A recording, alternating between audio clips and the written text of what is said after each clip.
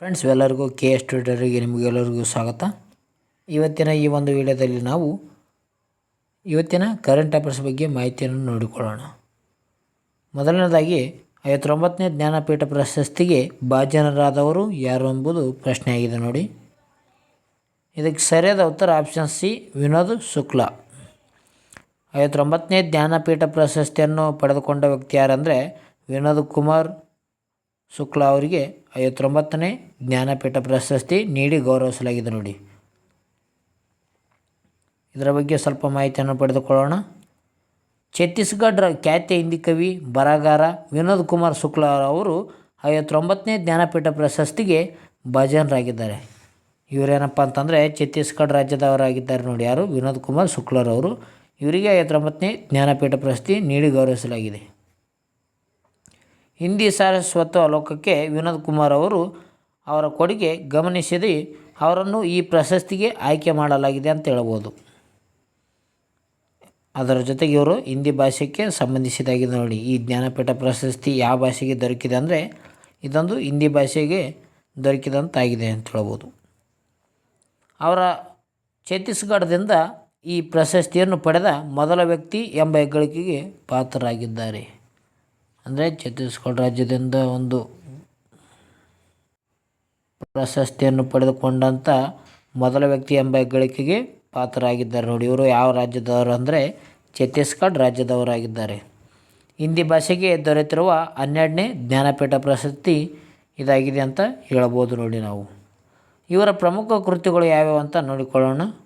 ಇವರ ಪ್ರಮುಖ ಕೃತಿಯಲ್ಲಿ ದೀವಾರ್ ಮೇ ಏಕ್ ಖಿಡ್ಕಿ ರಹತಿ ಥಿ, ಏನು ದೀವಾರ್ ಮೇ ಏಕ್ ಖಿಡ್ಕಿ ರಹತಿ ಥಿ ಎಂಬ ಕೃತಿಗೆ ವಿನೋದ್ ಅವರಿಗೆ 1999ರಲ್ಲಿ ಸಾಹಿತ್ಯ ಅಕಾಡೆಮಿ ಪ್ರಶಸ್ತಿ ಪಡೆದುಕೊಂಡಿತ್ತು ಅಂತ ಹೇಳ್ಬೋದು. ಅಂದರೆ ಇವರು ಸಾಹಿತ್ಯ ಒಂದು ಅಕಾಡೆಮಿ ಪ್ರಶಸ್ತಿಯನ್ನು 1999ರಲ್ಲಿ ಈ ದಿವಾನ್ ಮೇ ಏಕ್ ಖಿಡ್ಕಿ ರಹತಿ ಥಿ ಎಂಬ ಕೃತಿಗೆ ಸಾಹಿತ್ಯ ಅಕಾಡೆಮಿ ಪ್ರಶಸ್ತಿ ಪಡೆದುಕೊಂಡಿದ್ದಾರೆ. ಅದೇ ರೀತಿಯಾಗಿ ನೌಕರ್ ಕಿ ಕಂಬೀಜ್ ಅವರ ಪ್ರಮುಖ ಕೃತಿಯಾಗಿದೆ ಅಂತ ಹೇಳ್ಬೋದು. ಸಬ್ ಕುಚ್ ಹೋನಾ ಬಚಾ ರಹೇಗಾ ಅವರ ಪ್ರಮುಖ ಕಥನ ಸಂಕಲನವಾಗಿದೆ ನೋಡಿ. ಅದೇ ರೀತಿಯಾಗಿ 58ನೇ ಜ್ಞಾನಪೀಠ ಪ್ರಶಸ್ತಿಯನ್ನು ಖ್ಯಾತ ಚಿತ್ರ ಸಾಹಿತಿ ಮತ್ತು ಉರ್ದು ಕವಿ ಗುಲ್ಜರ್ ಹಾಗೂ ಸಂಸ್ಕೃತ ವಿದ್ವಾಂಸರಾದ ಜಗದ್ಗುರು ರಾಮಭದ್ರಾಚಾರ್ಯ ಅವರಿಗೆ ನೀಡಲಾಗಿದೆ. ಅಂದರೆ 58ನೇ ಜ್ಞಾನಪೀಠ ಪ್ರಶಸ್ತಿ ಪಡೆದುಕೊಂಡದ್ದು ಯಾರಪ್ಪ ಅಂತಂದರೆ ಉರ್ದು ಕವಿಯಾಗಿರುವಂಥ ಗುಲ್ಜರ್ ಮತ್ತು ಸಂಸ್ಕೃತ ವಿದ್ವಾಂಸರಾದ ಜಗದ್ಗುರು ರಾಮಭದ್ರಾಚಾರ್ಯ ಅವರಿಗೆ ಈ ಒಂದು 58ನೇ ಜ್ಞಾನಪೀಠ ಪ್ರಶಸ್ತಿಯನ್ನು ಕೊಡಲಾಗಿತ್ತು. 59ನೇ ಜ್ಞಾನಪೀಠ ಪ್ರಶಸ್ತಿ ಯಾರಿಗೆ ನೀಡಲಾಗಿದೆ ಅಂದರೆ ವಿನೋದ್ ಕುಮಾರ್ ಶುಕ್ಲಾ ಅವರಿಗೆ ನೀಡಲಾಗಿದೆ ಅಂತ ಹೇಳ್ಬೋದು ನೋಡಿ ನಾವು. ಅದೇ ರೀತಿಯಾಗಿ ಈ ಜ್ಞಾನಪೀಠ ಪ್ರಶಸ್ತಿ ಬಗ್ಗೆ ಮಾಹಿತಿಯನ್ನು ನೋಡಿಕೊಳ್ಳೋದಾದರೆ ಇದೊಂದು ಸಾಹಿತ್ಯ ಕ್ಷೇತ್ರಕ್ಕೆ ನೀಡುವ ಅತ್ಯುನ್ನತ ಪ್ರಶಸ್ತಿಯಾಗಿದೆ ಅಂತ ಹೇಳ್ಬೋದು ನೋಡಿ. ಇದು ಮೊದಲು ನೀಡಿದ್ದು ಯಾವಾಗ ಅಂದರೆ 1965ರಲ್ಲಿ ಈ ಪ್ರಶಸ್ತಿಯನ್ನು ಮೊಟ್ಟ ಮೊದಲ ಬಾರಿಗೆ ನೀಡಲಾಗುತ್ತದೆ. ಇದನ್ನು ನೀಡುವವರು ಯಾರಪ್ಪ ಅಂತಂದರೆ ಭಾರತೀಯ ಜ್ಞಾನಪೀಠ ಟ್ರಸ್ಟ್ ಅಂತ ಹೇಳ್ಬೋದು. ಇವರು ಜ್ಞಾನಪೀಠ ಪ್ರಶಸ್ತಿಯನ್ನು ನೀಡುತ್ತಾರೆ ಪ್ರತಿ ವರ್ಷ. ಈ ಪ್ರಶಸ್ತಿ ಪಡೆದ ಮೊದಲ ಮಹಿಳೆ ಯಾರಪ್ಪ ಅಂತಂದರೆ ಆಶಾ ಪೂರ್ಣದೇವಿ ಅವರು ಈ ಜ್ಞಾನಪೀಠ ಪ್ರಶಸ್ತಿ ಪಡೆದುಕೊಂಡ ಮೊದಲ ಮಹಿಳೆಯಾಗಿದ್ದಾರೆ. ಇವರು 1976ರಲ್ಲಿ ಬಂಗಾಳಿ ಭಾಷೆಗೆ ಕೃತಿಗೆ ಈ ಜ್ಞಾನಪೀಠ ಪ್ರಶಸ್ತಿಯನ್ನು ಪಡೆದುಕೊಳ್ಳುತ್ತಾರೆ ನೋಡಿ, ಆಶಾ ಪೂರ್ಣದೇವಿ ಅವರು. ಅದೇ ರೀತಿಯಾಗಿ ಈ ಜ್ಞಾನಪೀಠ ಪ್ರಶಸ್ತಿಯನ್ನು ಪಡೆದುಕೊಂಡ ಮೊದಲ ವ್ಯಕ್ತಿ ಪುರುಷ ಯಾರಪ್ಪ ಅಂತಂದರೆ ಜಿ ಶಂಕರ್ ಕುರುಪ್ ಅಂತ ಹೇಳ್ಬೋದು ನೋಡಿ. ಇವರು ಮಲಯಾಳಂ ಭಾಷೆಗೆ ಈ ಒಂದು ಜ್ಞಾನಪೀಠ ಪ್ರಶಸ್ತಿಯನ್ನು ಪಡೆದುಕೊಳ್ಳುತ್ತಾರೆ. ಯಾರು? ಜಿ ಶಂಕರ್ ಕುರುಪ್ ಅವರು. ಅದೇ ರೀತಿಯಾಗಿ ನಮ್ಮ ಕರ್ನಾಟಕದಿಂದ ಪಡೆದಂಥ ಜ್ಞಾನಪೀಠ ಪ್ರಶಸ್ತಿ ಪಡೆದ ಕನ್ನಡಿಗರು ಯಾರ್ಯಾರು ಅಂತ ನೋಡೋಣ. ಮೊದಲನೇದಾಗಿ ಬರೋರು ಯಾರಂದರೆ ಕುವೆಂಪು ಅವರು. ಕನ್ನಡಕ್ಕೆ ಒಂದು ಜ್ಞಾನಪೀಠ ಪ್ರಶಸ್ತಿಯನ್ನು ಪಡೆದುಕೊಂಡ ಮೊದಲ ವ್ಯಕ್ತಿ ಯಾರಂದರೆ ಕುವೆಂಪು ಅವರಾಗಿದ್ದಾರೆ ನೋಡಿ. ಅವರು 1967ರಲ್ಲಿ ಶ್ರೀ ರಾಮಾಯಣ ದರ್ಶನಂ ಎಂಬ ಕೃತಿಗೆ ಜ್ಞಾನಪೀಠ ಪ್ರಶಸ್ತಿಯನ್ನು ಪಡೆದುಕೊಳ್ಳುತ್ತಾರೆ. ಅದೇ ರೀತಿಯಾಗಿ ಎರಡನೇದಾಗಿ ಕನ್ನಡಿಗನಾಗಿರುವ ದ ರಾ ಬೇಂದ್ರೆ ಅವರು 1973ರಲ್ಲಿ 4 ತಂತಿ ಕೃತಿಗೆ ಈ ಜ್ಞಾನಪೀಠ ಪ್ರಶಸ್ತಿಯನ್ನು ಪಡೆದುಕೊಳ್ಳುತ್ತಾರೆ ಅಂತ ಹೇಳ್ಬೋದು. ಅದೇ ರೀತಿಯಾಗಿ ಮೂರನೇದಾಗಿ ಶಿವರಾಮ್ ಕಾರಂತ್. ಇವರು 1977ರಲ್ಲಿ ಮೂಕಜ್ಜಿಯ ಕನಸುಗಳು ಎಂಬ ಒಂದು ಕೃತಿಗೆ ಈ ಜ್ಞಾನಪೀಠ ಪ್ರಶಸ್ತಿಯನ್ನು ಪಡೆದುಕೊಂಡ ಮೂರನೇ ವ್ಯಕ್ತಿಯಾಗಿದ್ದಾರೆ. ಅದೇ ರೀತಿಯಾಗಿ ನಾಲ್ಕನೇದಾಗಿ ಮಾಸ್ತಿ ವೆಂಕಟೇಶ್ ಅಯ್ಯಂಗಾರ್. ಇವರು 1983ರಲ್ಲಿ ಚಿಕ್ಕವೀರ ರಾಜೇಂದ್ರ ಎಂಬ ಕೃತಿಗೆ ಜ್ಞಾನಪೀಠ ಪ್ರಶಸ್ತಿಯನ್ನು ಪಡೆದುಕೊಂಡ ನಾಲ್ಕನೇ ಕನ್ನಡಿಗ ಆಗಿದ್ದಾರೆ ಅಂತ ಹೇಳಬಹುದು. ಐದನೇದಾಗಿ ವಿಕ್ರು ಗೋಕಾಕ್. 1990ರಲ್ಲಿ ಭಾರತೀಯ ಸಿಂಧು ರಶ್ಮಿ ಎಂಬ ಕೃತಿಗೆ ಇವರು ಜ್ಞಾನಪೀಠ ಪ್ರಶಸ್ತಿಯನ್ನು ಪಡೆದುಕೊಂಡಿದ್ದಾರೆ.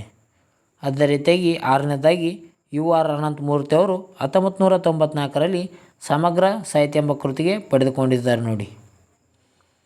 ಅದೇ ರೀತಿಯಾಗಿ ಈ ಜ್ಞಾನಪೀಠ ಪ್ರಶಸ್ತಿ ಪಡೆದುಕೊಂಡ 7ನೇ ವ್ಯಕ್ತಿ ಯಾರಂದರೆ ಗಿರೀಶ್ ಕಾರ್ನಾಡ್ ಅವರು. ಇವರು 1998ರಲ್ಲಿ ಸಮಗ್ರ ಸಾಹಿತ್ಯ ಎಂಬ ಕೃತಿಗೆ ಈ ಜ್ಞಾನಪೀಠ ಪ್ರಶಸ್ತಿಯನ್ನು ಪಡೆದುಕೊಳ್ಳುತ್ತಾರೆ. ಅದೇ ರೀತಿಯಾಗಿ 8ನೇದಾಗಿ ಚಂದ್ರಶೇಖರ್ ಕಂಬಾರ್ ಅವರು 2010ರಲ್ಲಿ ಸಮಗ್ರ ಸಾಹಿತ್ಯ ಎಂಬ ಕೃತಿಗೆ ಈ ಜ್ಞಾನಪೀಠ ಪ್ರಶಸ್ತಿಯನ್ನು ಪಡೆದುಕೊಂಡ 8ನೇ ಕನ್ನಡಿಗ ಆಗಿದ್ದಾರೆ ಅಂತ ಹೇಳ್ಬೋದು. ಕನ್ನಡಕ್ಕೆ ದೊರೆತಿರುವ ಒಟ್ಟು ಜ್ಞಾನಪೀಠ ಪ್ರಶಸ್ತಿ ಎಷ್ಟಂದರೆ 8 ಆಗಿದ್ದಾವೆ ನೋಡಿ. ಆ 8 ಜನದ್ದು ನಾವು ಮಾಹಿತಿಯನ್ನು ನೋಡಿಕೊಂಡಿದ್ದೇವೆ ಅಂತ ಹೇಳ್ಬೋದು. ಈ ರೀತಿಯಾದ ಒಂದು ವಿಡಿಯೋನ ಹಾಕ್ತಾ ಇರ್ತೀನಿ ಡೈಲಿ. ಎಲ್ಲರೂ ನಮ್ಮ ಚಾನಲ್ಗೆ ಏನಾದರೂ ಹೊಸಬರಾದರೆ ಲೈಕ್ ಮಾಡಿ, ಶೇರ್ ಮಾಡಿ, ಸಬ್ಸ್ಕ್ರೈಬ್ ಮಾಡಿ. ಪಕ್ಕದಲ್ಲಿರುವ ಬೆಲ್ಲೈಕನನ್ನು ಪ್ರೆಸ್ ಮಾಡೋ ಮೂಲಕ ನಾವು ಅಪ್ಲೋಡ್ ಮಾಡೋ ವೀಡಿಯೋನು ಬೇಗ ನೋಟಿಫಿಕೇಶನ್ ಮುಖಾಂತರ ನೋಡಿಕೊಳ್ಳಿ ಫ್ರೆಂಡ್ಸ್. ಈ ಒಂದು ವಿಡಿಯೋ ನಿಮಗೆ ಏನಾದರೂ ಇಷ್ಟ ಆಗಿದೆ ಬೇಗನೆ ಒಂದು ಲೈಕ್ ಬಟನ್ನ ಪ್ರೆಸ್ ಮಾಡಿ. ಅದೇ ರೀತಿಯಾಗಿ ಮುಂದಿನ ಪ್ರಶ್ನೆ ಹೋಗೋಣ. ಮುಂದಿನ ಪ್ರಶ್ನೆ, ಗ್ರಾಮ ಯಾತ್ರಾ ವರ್ಣಚಿತ್ರದ ರಚನಾಕಾರರು ಯಾರು ಎಂಬುದು ಪ್ರಶ್ನೆಯಾಗಿದೆ ನೋಡಿ. ಗ್ರಾಮ ಯಾತ್ರೆಯ ವರ್ಣಚಿತ್ರದ ರಚನಾಕಾರರು ಯಾರು? ಇದಕ್ಕೆ ಸರಿಯಾದ ಉತ್ತರ ಆಪ್ಷನ್ ಸಿ ನೋಡಿ. ಆಪ್ಷನ್ ಸಿ ಈ MF ಹುಸೇನ್ ಅವರು ಈ ಗ್ರಾಮ ಯಾತ್ರಾ ವರ್ಣಚಿತ್ರದ ರಚನಾಕಾರರು ಆಗಿದ್ದಾರೆ ಅಂತ ಹೇಳ್ತೀವಿ. ಇದರ ಬಗ್ಗೆ ಮಾಹಿತಿಯನ್ನು ನೋಡೋದಾದರೆ, ಭಾರತದ ಪ್ರಸಿದ್ಧ ವರ್ಣಚಿತ್ರಕಾರ ಆಗಿರುವ MF ಹುಸೇನ್ ಅವರು ಗ್ರಾಮ ಯಾತ್ರಾ ವರ್ಣಚಿತ್ರ ನ್ಯೂಯಾರ್ಕ್ನ ಇಂಡಿಯನ್ ಮ್ಯಾಂಡರ್ಸ್ ಆರ್ಟ್ ಗ್ಯಾಲರಿಯಲ್ಲಿ ನಡೆದ ಹರಾಜಿನ ವೇಳೆಯಲ್ಲಿ 118.7 ಕೋಟಿ ರೂಪಾಯಿಗಳಿಗೆ ಮಾರಾಟವಾಗಿ ಇತಿಹಾಸ ಸೃಷ್ಟಿಸಿದೆ ಅಂತ ಹೇಳ್ಬೋದು. ಏನಾಯ್ತು ಅಂದರೆ ಇತ್ತೀಚೆಗೆ ಏನಾಯ್ತು ಅಂದರೆ ನ್ಯೂಯಾರ್ಕ್ನಲ್ಲಿ ಇಂಡಿಯನ್ ಮ್ಯಾಂಡರ್ಸ್ ಆರ್ಟ್ ಗ್ಯಾಲರಿಯಲ್ಲಿ ನಡೆದ ಒಂದು ಹರಾಜಿನ ವೇಳೆಯಲ್ಲಿ ಇವರ ಕೃತಿಗೆ 118.7 ಕೋಟಿ ರೂಪಾಯಿಗಳಿಗೆ ಇವರ ಗ್ರಾಮ ಯಾತ್ರಾ ವರ್ಣಚಿತ್ರ ಒಂದು ಖರೀದಿಯಾಗಿದೆ ಅಂತ ಹೇಳ್ಬೋದು. ಗ್ರಾಮ ಯಾತ್ರಾ ಇದರಿಂದ ಏನಾಗಿದೆ ಅಂದರೆ ಇತಿಹಾಸ ಸೃಷ್ಟಿಯಾಗಿದೆ ಅಂತ ಹೇಳ್ಬೋದು. ಮಾರ್ಚ್ 19ರಂದು ಕ್ರಿಸ್ಟಸ್ ಹರಾಜಿನಲ್ಲಿ ನಡೆದ ಈ ಮಾರಾಟವು ಇದುವರೆಗಿನ ಹರಾಜಿನಲ್ಲಿ ಭಾರತೀಯ ಕಲಾವಿದರೊಬ್ಬರು ಪಡೆದ ಅತ್ಯಧಿಕ ಬೆಲೆಯಾಗಿದೆ. ಇಂದಿನ ದಾಖಲೆಯನ್ನು ಹೊಂದಿರುವ ಅಮೃತ್ ಶೆರ್ಗಿಲ್ ಅವರು 1937ರಲ್ಲಿ ದಿ ಸ್ಟೋರಿ ಟೆಲ್ಲರ್ ಚಿತ್ರಕ್ಕೆ 61.8 ಕೋಟಿ ರೂಪಾಯಿಗಳನ್ನು ಇವರು ಒಂದು ಖರೀದಿ 61.8 ಕೋಟಿ ರೂಪಾಯಿಗಳಿಗೆ ಒಂದು ಚಿತ್ರವನ್ನು ಸೇಲ್ ಮಾಡಿದ್ದರು. ಅವರ ಒಂದು ಮಾರಾಟದ ನಂತರ ಅತಿ ಹೆಚ್ಚು ಬೆಲೆಗೆ ಈ ವರ್ಣಚಿತ್ರ ಸೇಲ್ ಆಗಿದೆ ಯಾರ್ದಂದರೆ MF ಹುಸೇನ್ ಅವರು. ಇವ್ರದ್ದು ಎಷ್ಟಂದರೆ 118.7 ಕೋಟಿಗೆ ಸೇಲ್ ಆಗಿದೆ. ಇದರಿಂದ ಇತಿಹಾಸ ಸೃಷ್ಟಿಸಿದಂತಾಗಿದೆ ಅಂತ ಹೇಳ್ಬೋದು ನೋಡಿ. ಮುಂದಿನ ಪ್ರಶ್ನೆ ಹೋಗೋಣ. ಭಾರತದ ಮೊದಲ ಪರಮಾಣು ವಿದ್ಯುತ್ ಸ್ಥಾವರ ಯಾವುದು? ಇದಕ್ಕೆ ಸರಿಯಾದ ಉತ್ತರ ಯಾವುದಂದರೆ ಆಪ್ಷನ್ಸ್ ಡಿ ತಾರಾಪುರ ಪರಮಾಣು ವಿದ್ಯುತ್ ಸ್ಥಾವರ. ಇದು ಭಾರತದ ಮೊದಲ ಪರಮಾಣು ವಿದ್ಯುತ್ ಸ್ಥಾವರ ಆಗಿದೆ ಅಂತ ಹೇಳ್ಬೋದು ನೋಡಿ ನಾವು. ಇದರ ಬಗ್ಗೆ ನೋಡೋದಾದರೆ, ಕೇಂದ್ರ ಸಚಿವ ಡಾಕ್ಟರ್ ಜಿತೇಂದ್ರ ಸಿಂಗ್ ಅವರು ಹರಿಯಾಣದ ಗೋರಖ್ಪುರದಲ್ಲಿ ನಡೆದ ಉತ್ತರ ಭಾರತದ ಮೊದಲ ಪರಮಾಣು ವಿದ್ಯುತ್ ಯೋಜನೆಯನ್ನು ಘೋಷಿಸಿದರು.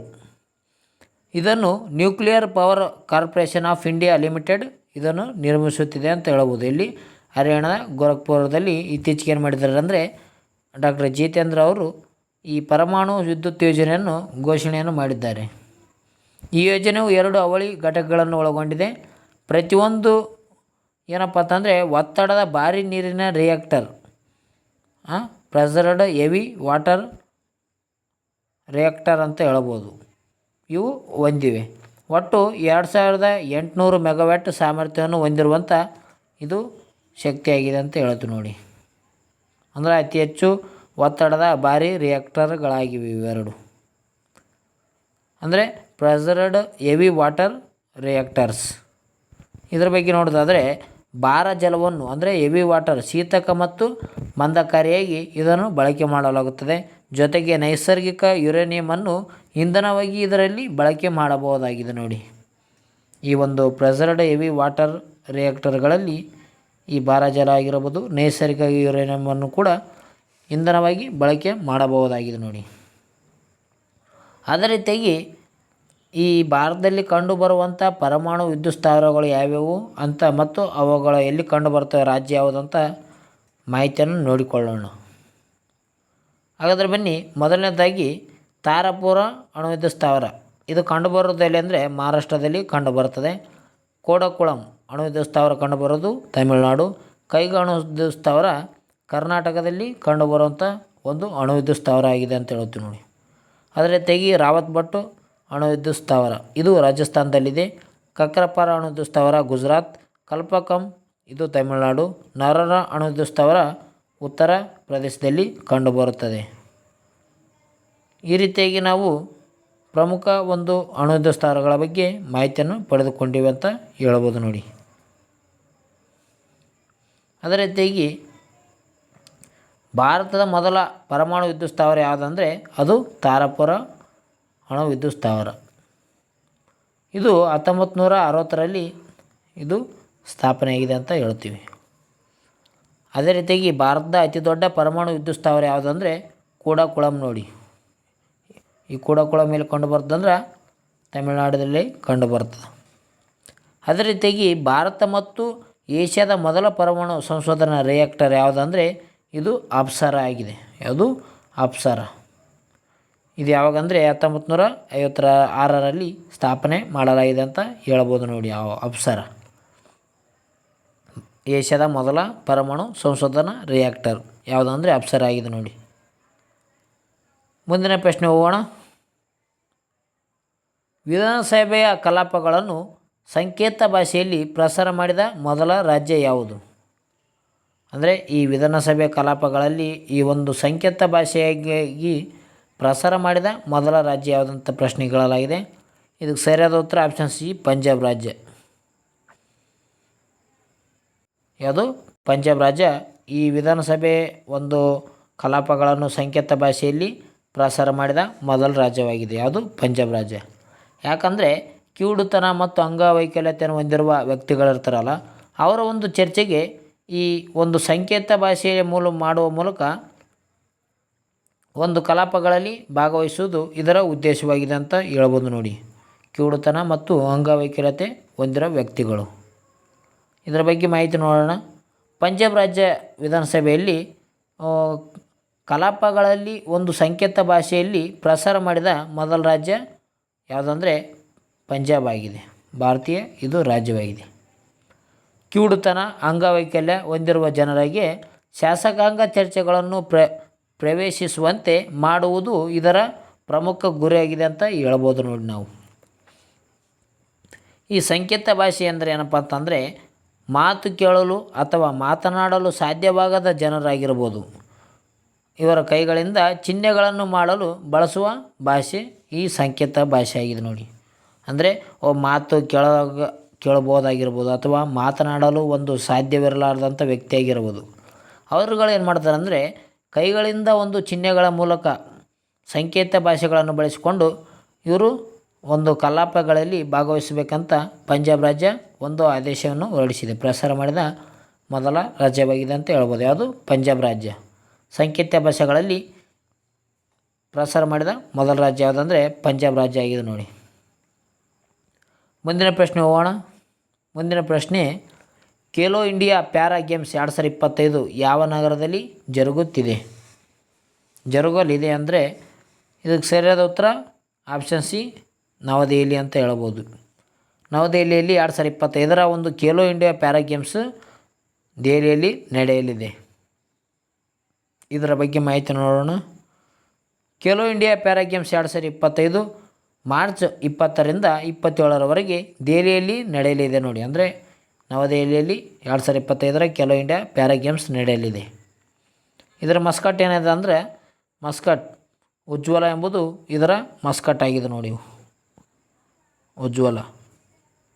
ಇದು ಗೀತೆ ಯಾವುದಂದರೆ ಒಂದು ಗೀತೆ ಸಾಹಿತ್ಯ ಅಂತ ಹೇಳ್ಬೋದು. ಅಂದರೆ ಕೇಲೇಗ ಮೇರಾ ಇಂಡಿಯಾ, ಜೀತೇಗ ಮೇರಾ ಇಂಡಿಯಾ ಎಂಬುದು 2025ರ ಖೇಲೋ ಇಂಡಿಯಾ ಪ್ಯಾರಾ ಗೇಮ್ಸ್ನ ಒಂದು ಗೀತೆ ಸಾಹಿತ್ಯ ಆಗಿದೆ ಅಂತ ಹೇಳ್ಬೋದು.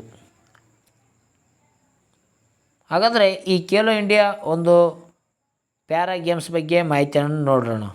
ಏನಪ್ಪ ಈ ಖೇಲೋ ಇಂಡಿಯಾ ಪ್ಯಾರಾ ಗೇಮ್ಸ್ ಎಂಬುದು ಏನಂದರೆ, ಇದು ಅಂಗವಿಕಲ ಕ್ರೀಡಾಪಟುಗಳಿಗಾಗಿ ಖೇಲೋ ಇಂಡಿಯಾ ಉಪಕ್ರಮದಡಿಯಲ್ಲಿ ನಡೆಯುವ ಒಂದು ವಾರ್ಷಿಕ ಕ್ರೀಡಾಕೂಟವಾಗಿದೆ. ಅಂದರೆ ಪ್ರತಿ ವರ್ಷ ಒಂದು ನಡೆಸುವ ಒಂದು ಕ್ರೀಡೆಯಾಗಿದೆ ಅಂತ ಹೇಳ್ಬೋದು. ಇದು ಯಾರಿಗೆ ಅಂದರೆ ಅಂಗವಿಕಲ ಒಂದು ಕ್ರೀಡಾಪಟುಗಳಿಗಾಗಿ ನಡೆಸಲಾಗುವಂಥ ಒಂದು ಕ್ರೀಡೆಯಾಗಿದೆ ಅಂತ ಹೇಳ್ತೀವಿ. ಭಾರತದಲ್ಲಿ ಪ್ಯಾರಾ ಕ್ರೀಡಾಪಟುಗಳನ್ನು ಸಬಲೀಕರಣಗೊಳಿಸುವ ಗುರಿಯನ್ನು ಇದು ಹೊಂದಿದೆ. ಮೊದಲ ಆವೃತ್ತಿಯಲ್ಲಿ ನಡೆದಿತ್ತಂದರೆ ಇದು ನವದೆಹಲಿಯಲ್ಲಿ ನಡೆದಿತ್ತು. ಮೊದಲ ಆವೃತ್ತಿ ಯಾವಾಗ ನಡೆದಿತ್ತಂದರೆ 2023ರಲ್ಲಿ ನವದೆಹಲಿಯಲ್ಲಿ ನಡೆದಿದೆ. ಮೊದಲ ಒಂದು ಖೇಲೋ ಇಂಡಿಯಾ ಪ್ಯಾರಾ ಗೇಮ್ಸ್ ನಡೆದ ಸ್ಥಳ ಯಾವುದಂದರೆ ನವದೆಹಲಿ. 2023ರಲ್ಲಿ ಮೊದಲ ಬಾರಿಗೆ ನಡೆಸಲಾಗಿದೆ ನೋಡಿ. ಅದೇ ರೀತಿಯಾಗಿ ಮುಂದಿನ ಪ್ರಶ್ನೆ ನೋಡೋಣ. ನಮ್ಮ ಮುಂದಿನ ಪ್ರಶ್ನೆ, ಯಾವ ದಿನದಂದು ವಿಶ್ವ ಜಲ ದಿನ ಆಚರಣೆ ಮಾಡುತ್ತಾರೆ ಎಂಬುದು ನಮ್ಮ ಮುಂದಿನ ಪ್ರಶ್ನೆಯಾಗಿದೆ ನೋಡಿ. ಅಂದರೆ ಪ್ರತಿ ವರ್ಷ ಒಂದು ವಿಶ್ವ ಜಲ ದಿನವನ್ನು ಆಚರಣೆ ಮಾಡುತ್ತಾರೆ. ಅದು ಯಾವ ದಿನಾಂಕದಂದು ವಿಶ್ವ ಜಲ ದಿನವನ್ನು ಆಚರಣೆ ಮಾಡುತ್ತಾರೆ ಎಂಬುದು ಪ್ರಶ್ನೆಯಾಗಿದೆ. ಇದಕ್ಕೆ ಸರಿಯಾದ ಉತ್ತರ ಒಂದು ಆಪ್ಷನ್ಸ್ ಡಿ ನೋಡಿ, ಮಾರ್ಚ್ 27ನೇ ತಾರೀಕು ಪ್ರತಿ ವರ್ಷ ಒಂದು ವಿಶ್ವ ಜಲ ದಿನವನ್ನು ಆಚರಣೆ ಮಾಡುತ್ತಾರೆ. ಇದರ ಬಗ್ಗೆ ಒಂದು ಮಾಹಿತಿಯನ್ನು ಪಡೆದುಕೊಳ್ಳೋಣ.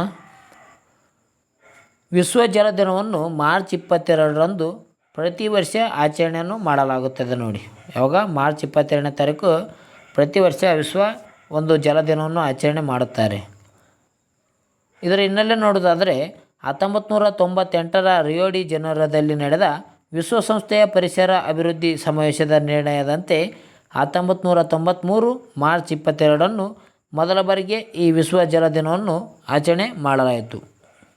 ಯಾವಾಗ 1993ರಿಂದ ಮಾರ್ಚ್ 22ರಿಂದ ಪ್ರತಿ ವರ್ಷ ಒಂದು ಮಾರ್ಚ್ 22ನೇ ತಾರೀಕು ವಿಶ್ವ ಜಲ ದಿನವನ್ನು ಆಚರಣೆ ಮಾಡುತ್ತಿದ್ದಾರೆ.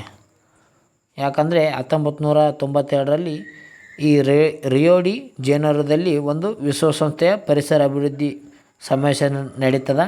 ಆ ಸಮಾವೇಶದಲ್ಲಿ ಏನು ಹೇಳ್ತಾರೆ ಅಂದರೆ 1993ಲಿಂದ ನಾವೇನು ಮಾಡಮಂದರೆ ಮಾರ್ಚ್ 22ನೇ ತಾರೀಕು ಈ ವಿಶ್ವ ಜಲ ದಿನವನ್ನು ಆಚರಣೆ ಮಾಡಬೇಕಂತ ಇವರು ಹೇಳ್ತಾರೆ ಅಂತ ಹೇಳ್ಬೋದು. ಎಲ್ಲಿ ವಿಶ್ವಸಂಸ್ಥೆಯಲ್ಲಿ.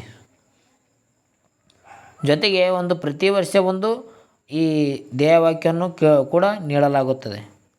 2025ರ ಧ್ಯೇಯವಾಕ್ಯ ನೋಡಿ, ಗ್ಲೇಸಿಯರ್